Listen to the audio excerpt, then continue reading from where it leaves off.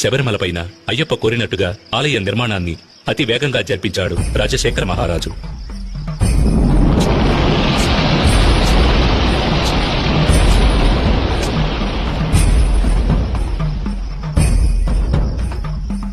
ఆ ఆలయంలో జీవిత తత్వాలను వివరించే విధంగా 18 మెట్లను కూడా ఏర్పరిచాడు.